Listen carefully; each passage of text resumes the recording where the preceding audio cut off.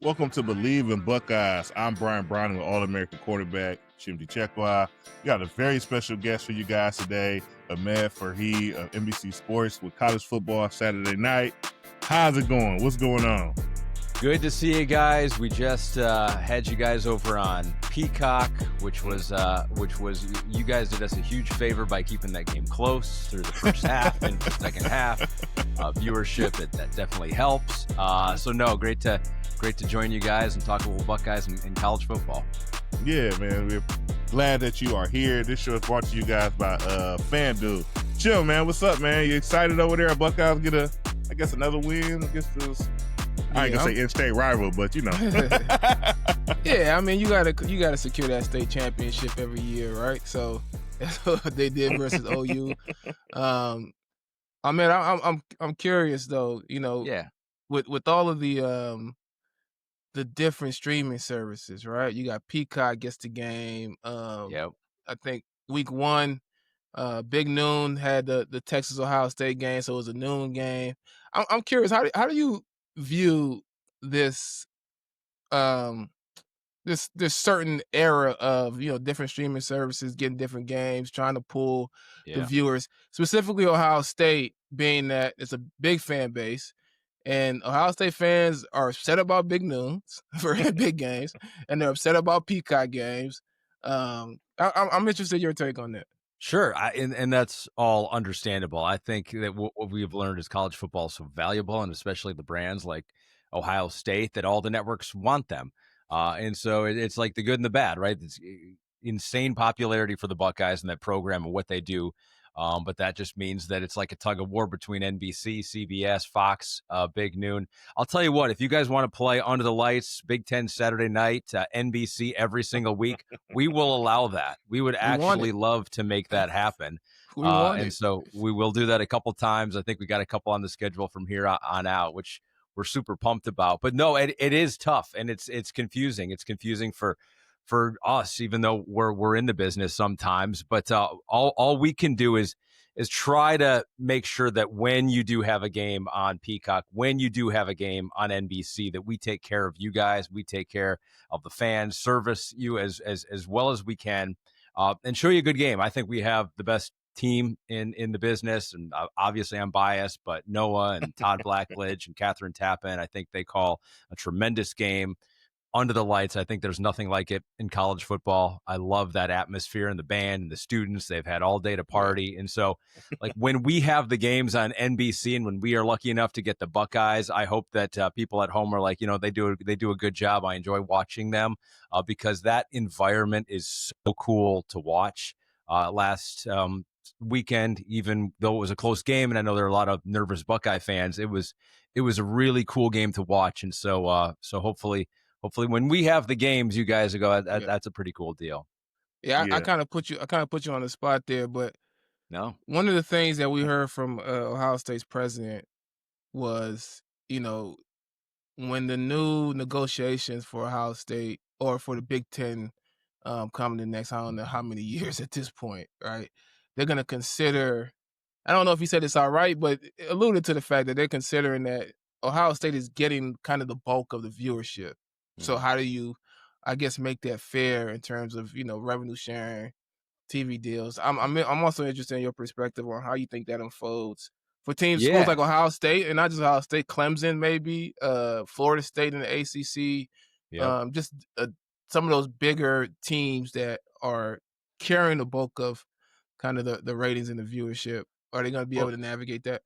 Yeah, I mean, it makes complete sense that they would want a bigger slice of the pie. I mean, it's no different than individuals. You know, you got the big TV stars carrying a show. It's like, hey, maybe I get a little more money than the supporting characters. And so that we individually that makes sense to us. And so why wouldn't that apply to big brands like Ohio State, the Texases, the Michigans, and stuff like that? So I get that desire. I think when you talk about it in a competitive atmosphere, though, you definitely want to make sure that all of your competitors are healthy enough as well. It's just like we see it in the NFL, the most popular league in the world, and they get 25 million people. But that is partly because every single fan base has a feeling that maybe there's a chance this Sunday we can get a win or perhaps get into the playoffs, and who knows what can happen if we do that. And so every single fan base knows that they have a little bit of a chance. So I think as long as I'm not against, Ohio State and some of the bigger brands using their popularity to earn a little bit more money. You want to make sure you do not leave everyone else behind, I think, though, because if we get to a point where Ohio State and some of these non-conference games, Grambling, are winning 70-0, if they're starting to do that against the Rutgers and the Marylands and the UCLA and the Big Ten, then it becomes less appealing as a television product and an entertainment product. And so I think it's a delicate balance, right? Like, I get wanting to throw your weight around a little bit and say, hey, we need some of this to protect this brand that we have built. We deserve this money. But at the same time, you want to make sure that the whole environment stays as healthy as possible too. Yeah, Bryant, is that true? Does every fan base in NFL feel like they got a chance? Do the Browns feel like they got? You're right. The Browns, Bryant. We are part of that. This year is our year. So once the season starts, it's like, well, wait till the draft, and once the draft happens, wait till then the season. This is whole cycle, man. Yeah, you may feel like it for 2 weeks. It might be only 2 weeks, but at least you got those 2 weeks to feel like you might do it. No, but that's a very good point. But I wanted to kind of ask about, obviously, like you stated, our game against Ohio, third quarter. At one point, it's 9-13 coming out at halftime, and then obviously Ohio State goes on the run. We win that game 37-9.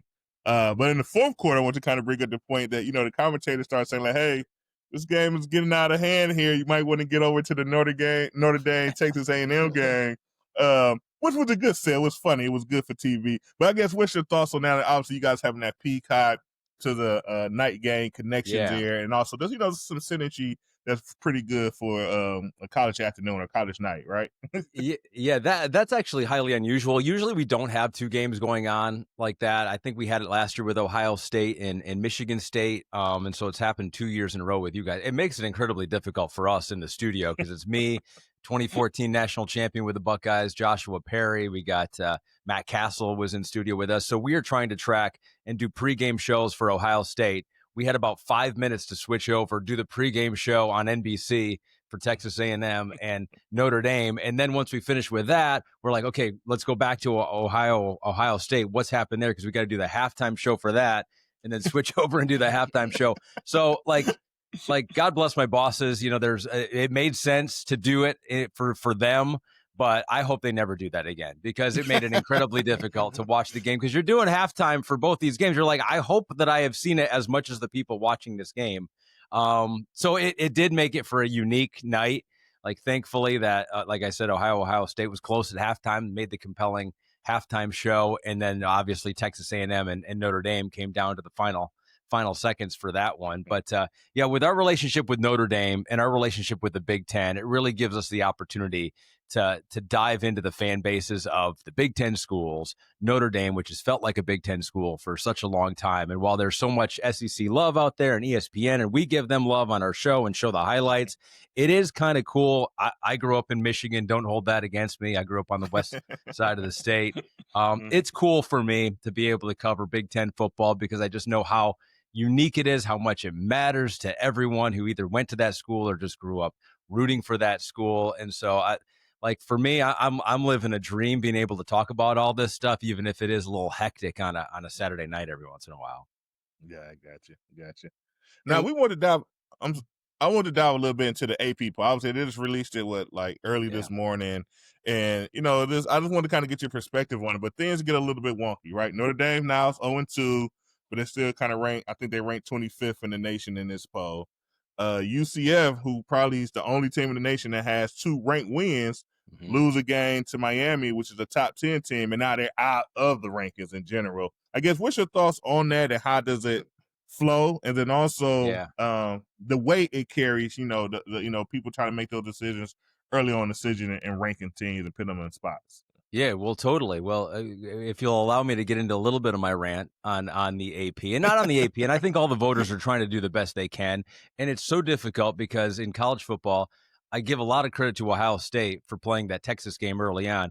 We just don't have enough meaningful crossover games to really have any idea of how these teams compare. Like, you try to say, all right, Ohio State beat Texas, so what does that mean about the Big Ten overall? Like, it really doesn't mean much. about the entirety of these conferences. So when I see a poll that has SEC with 11 of the 25 ranked teams, I'm like, we don't know that that's the case, that the middle of the SEC and the back end of the SEC is necessarily as strong or stronger than the Big Ten. We just don't have enough crossover games. What I think that ends up happening, though, for the SEC, and I know the Big Ten commissioner and Tony Petitti got in trouble for talking about automatic qualifiers, 4 from the Big Ten into the playoff, 4 from the SEC into the playoff. Unfortunately, though, what I think happens, though, in this current way that we do things is that if you have 11 teams ranked in the top 25, no matter who wins and loses, you're going to stay in the top 25 because either it's an upset, now that team bumps up into the top 10, or this team stays in the top 5. And so the SEC, just because of the perception of the league going into the year, they basically will have 4 teams. I don't think it's mathematically possible, no matter who wins these games, for them not to get 4 teams, because it's either the teams coming from the 20s and going up into the top 12, or the teams in the top 12 just staying there. So that's my biggest issue is all the voters are doing their best, I feel like, and USF, they'll have a chance to play in, and if they win out, they really could be that team that gets that group of 5 spot. Yeah. But like for me, I think until we get to a place where either the playoff expands, which I don't necessarily want to see more teams in there, but if you do that, then maybe you are actually deciding it on the field, because I think just the perception that, hey, the SEC is stronger, even though they haven't played a lot of meaningful non-conference games, so we don't actually know how they stack up against some of these other Power 4 conference teams, but we'll put them in anyway. I don't know how we're going to fix that. I'd love to have, get rid of some of these pay games early in the season and really just play Power 4 versus Power 4. But, with all the change in college football, who knows what it's going to look like in a few years. But that would be my problem, guys, with the AP Top 25. There's too much perception and not enough results on the field making a difference. Yeah, it's interesting because Brian, you mentioned that USF had 2 ranked wins, but now they have 0 ranked wins because the USF beating those teams now makes the voters say those teams aren't good and throw them out of their rankings. Yes. Where on the flip side, both Vanderbilt and South Carolina beat Virginia Tech. Virginia Tech, I think, has fired their coach at this point. All right. Yep. So Virginia Tech, we know they're struggling this year, but they both beat Virginia Tech, and that looked favorable. Then Vanderbilt beat South Carolina. Now Vanderbilt's ranked. South Carolina's out of there. It's such a. I mean, it's clear that a lot of the weight, the SEC carries a lot of that weight, and it's going into the year. We expect these teams to be good. I think one of the most interesting things are Notre Dame, who hasn't won a game, and I think Notre Dame should have been expected to be a pretty good team.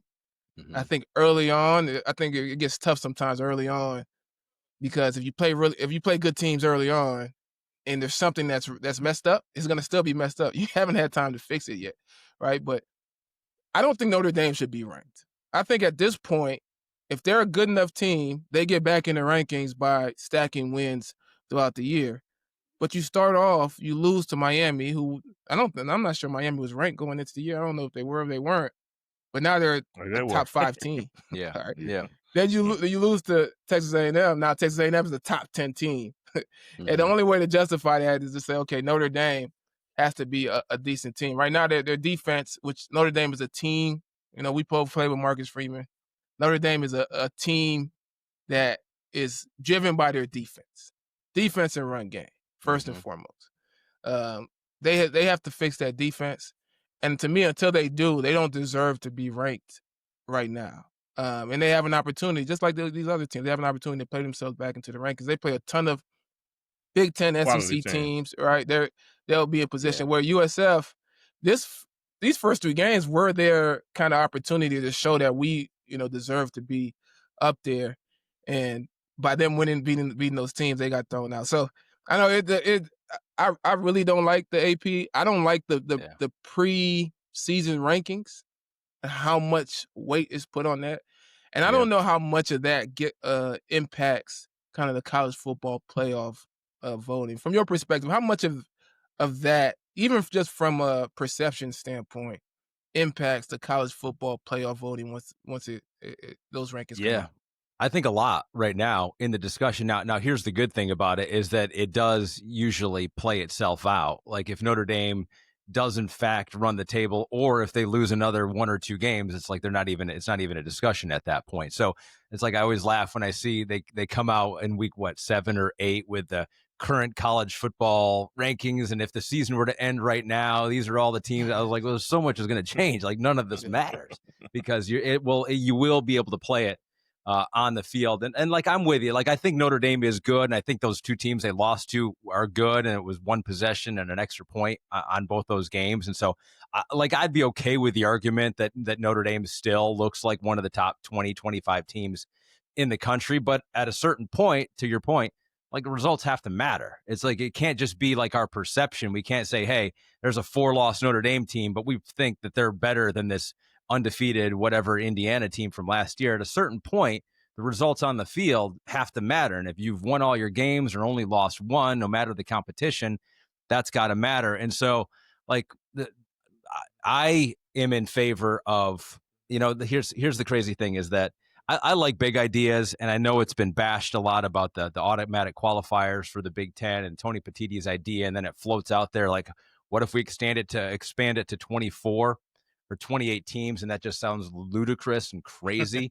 But I think like if you were to do it in a way where you take the top 6 Big Ten teams, they do a little mini playoff, the top 6 or 8 SEC teams, they do a mini playoff to get into the bigger playoff. And that's how you get the 28 teams, is that each conference kind of has their mini playoff to get into the major playoff. Like, I just hope there's a way, to your point. It's like, if we're just going to guess and say, I think that team's deserving, I think they're better than them, even though we don't totally know. It's like, do we really want to do that? Or do we actually just want to play these games on the field at the end of the season and see in a full bracket style who moves on? There are legitimate answers on either side of that, but I err towards just like, let's just do it on the field somehow. Even if it was just like a week 9 crossover Big Ten SEC, just so we have some more data on how these teams compare and stand up to each other. But that's not my problem to fix. I have to make an entertaining TV show, thank God, and so that's someone else's deal. Yeah, I had one more I want to get you in. It's a different topic, to be frank, but it's kind of going into like the new state of college sports with NIL and money kind of going directly to players. During the Ohio State game, I'm not going to get all the information correct, but they start kind of running this commercial about, we need to make an amendment to some law some journalism law from like the 1960s. You need to make an amendment to it because college is struggling and we're losing funds. And because of this, Olympic sports at the collegiate level is a threat of being lost. Mm-hmm. And I know you have some unique experience at actually covering Olympics and kind of seeing the beauty of the world coming together to compete at sport. I guess, what's your thoughts on that? On should something be done, or what's your thoughts on what can be done rather and to make sure we preserve those type of sports on the collegiate level so we could have strong Olympic teams and things like that, and us get together to compete? Yeah, I think that law you're talking about is to pay journalists and TV hosts more, which we all would be in favor of. I think that's what they're talking about, if I'm not mistaken. That's something I don't know unrelated. About that. I don't know. It's unrelated. Okay, all right, we make enough. We're good enough. No, you're right. It's so I know from doing a lot of Olympic stuff and even in non-Olympic years, NBC has a great partnership with the USOPC, the U.S. Olympic and Paralympic Committee, and so we've had multiple discussions with them. And the Olympics are such a huge and iconic event. Every couple of years, we got the winter coming up in February. That the pipeline, though, of athletes, Olympians, Paralympians is predominantly through the collegiate system. The American collegiate system throughout history has supplied so many gold medals and huge athletic achievements, not just for Team USA, but for other countries. You see a lot of athletes that go to school in the States here and then go compete for their country, but they were trained, they learned, they got better through the college system, the college athletic system here in the U.S. And so the discussions have been over the past few years that if football and the revenue sports start separating from the non-revenue sports, and these non-revenue sports are not able to use some of the funds from the football programs or the athletic department overall to continue to be, then what happens to those programs? And if those programs goes away, what happens to the feeder system into the Olympics and all these other athletes that we cheer for every couple of years? And so that is the worry for the U.S. Olympic Committee, some athletes in these other sports, is that will the funding be there for their sports if football and men's basketball and those sports, the higher revenue sports, separate and start to keep more of that money to themselves? You could argue either way if it's fair or not, right? Is it fair for football, if it is the higher revenue of the sports, to prop up? Is that their responsibility, really, to prop up these other sports, or does someone else need to step up and we need to figure out a different way to continue to keep these programs going? And I'm not totally familiar with the law or whatever's happening in Ohio, but perhaps that's part of the discussion. And so I know it's a worry. I'm also optimistic, though, because I know so many people care about continuing the tradition of Team USA and all these Olympic athletes, that I think that they will find money and funding. They just might have to get creative, and it might look completely different than it does right now. But that's the worry, is that everything's changing in football, and so that means everything's changing in all the other sports in college too. Yeah.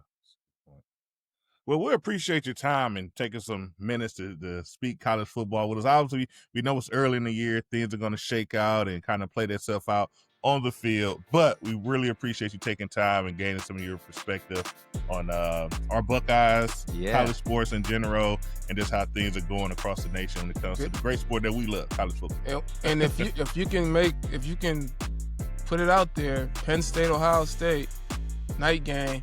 Don't let Big Noah get it. Don't let Big Noah get it. NBC, Peacock. Hey, write it down, blast it out there. I will gladly take that game to us. No, but hey, anytime you guys want to chat, I appreciate you reaching out. And yes, we will enjoy every time that we have your Buckeyes on our air. We love it. We love it. Once again, it's Ahmed Farheed with NBC Sports. We appreciate your time. We'll speak with you soon. Sounds good, guys. Thanks.